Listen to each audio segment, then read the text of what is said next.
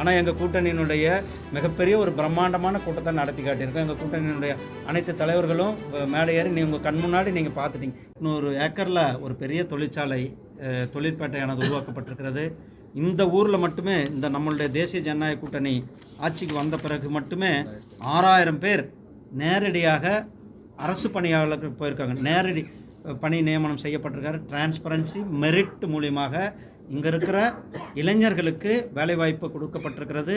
6000 பேர், கிட்டத்தட்ட 6000 பேர் பணிகளில் இந்த 5 ஆண்டுகளில் மட்டுமே 6000 பேர் வேலைக்கு சேர்ந்துருக்குறாங்க. அது இல்லாமல் இந்த 800 ஏக்கர் சொன்னேன், அதில் கிட்டத்தட்ட எத்தனை லட்சம் பேர், இதில் கிட்டத்தட்ட 10,000 பேருக்கு வேலைவாய்ப்பு வரக்கூடிய ஒரு திட்டத்தையும் நாம் நிறைவேற்ற இருக்கின்றோம்.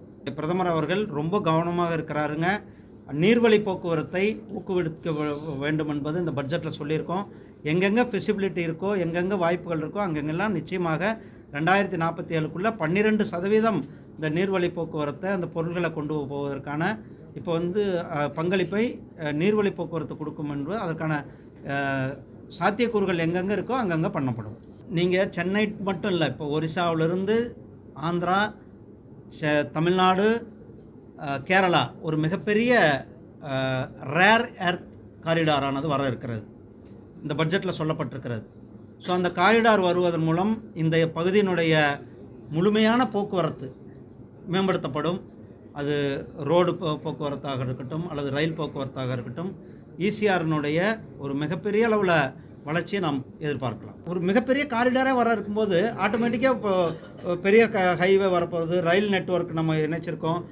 இன்னும் வந்தே பாரத் ரயில் சென்னையிலிருந்து ராமேஸ்வரத்துக்கான கூடிய சீக்கிரம் இயக்க வர்றதுக்கான சாத்தியக்கூறுகளும் இருக்கிறது. ஸோ இது ஒரு பெரிய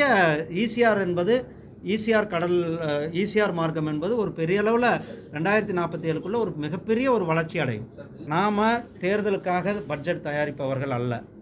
நாம் எப்பயுமே இந்த நாட்டினுடைய வளர்ச்சி, இந்த நாட்டினுடைய தொலைநோக்கு பார்வை, வளர்ச்சி அடைந்த பாரத்தை நோக்கி தான் நம்ம இந்த பட்ஜெட்டை தயாரித்திருக்கின்றோம். 5 மாநில தேர்தலிலும் தேசிய ஜனநாயக கூட்டணி மிகப்பெரிய வெற்றியை பெறப்போகிறது. தமிழகத்தில் தான் தேசிய ஜனநாயக கூட்டணி ஆட்சி வரப்போகிறது உறுதி செய்யப்பட்ட ஒன்று. திமுக வீட்டுக்கு போகிற நாளும் நிர்ணயிக்கப்பட்ட ஒன்றாக தானே இருக்குது. ஏங்க, இண்டி கூட்டணி இன்றைக்கி வரலும், அவங்க டிஎம்கே கூட்டணி இன்றைக்கி வரலும் கூட்டணியில் யார் இருக்காங்கன்னே தெரியல. ஆனால் எங்கள் கூட்டணியினுடைய மிகப்பெரிய ஒரு பிரம்மாண்டமான கூட்டத்தை நடத்தி காட்டியிருக்கோம். எங்கள் கூட்டணியினுடைய அனைத்து தலைவர்களும் மேலே ஏறி உங்கள் கண் முன்னாடி நீங்கள் பார்த்துட்டீங்க. இதுக்கு பிறகு இப்படி ஒரு கேள்வி கேட்டாங்க. அப்படியெல்லாம் இல்லைண்ணா, எங்கள் கூட்டணி மிகப்பெரிய ஸ்ட்ராங்கான கூட்டணி. எங்கள் கூட்டணி தமிழ்நாட்டில் ஆட்சியை அமைக்கின்ற கூட்டணியாக இருக்கிறது. நன்றி அண்ணா. கண்டிப்பாக வருவாங்கண்ணா. நேற்று 23ஆம் தேதி மதுராந்தகம் தேசிய ஜனநாயக கூட்டணியுடைய ஒரு மிகப்பெரிய ஒரு கூட்டத்தை நடத்திட்டு போயிருக்காங்க. தமிழ்நாட்டு அரசியலில் ஒரு மிகப்பெரிய மாற்றத்தை உருவாக்கின அந்த கூட்டமாக தேசிய ஜனநாயக கூட்டணி ஒரு மிகப்பெரிய ஊக்கமளிக்கும்ன்ற அந்த கூட்டத்தை நிறைவேற்றுறோம்.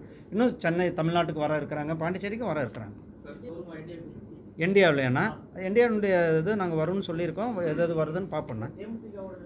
பேசிகிட்டு இருக்காங்க எல்லா கட்சிகளுடைய, எது கட்சி வருதுன்னு பார்ப்போம்.